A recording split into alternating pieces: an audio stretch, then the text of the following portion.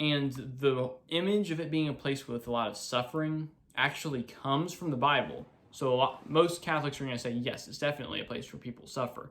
But let me describe this part in the Bible where they discuss this. It's in 1 Corinthians. Peter talks about this test. Sorry, not Peter. Paul wrote Corinthians. Paul writes about this test that Christians are going to have to go through when they're judged, where they put all their works on the foundation, which is called Jesus Christ, and they put all their works on it, and the works are tested with fire.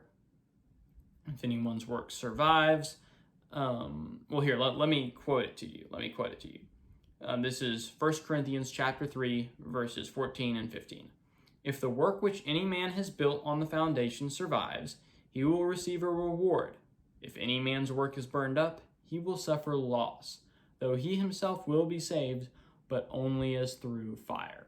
And I quoted the second Catholic edition of the Revised Standard Version of the Bible, but you can read that in whatever version you do. I don't care. It's all very similar and pretty much the same. So notice here that you have some people whose works survive, who have been judged to say, okay, they can go straight to heaven, right? They're going to receive their reward right now.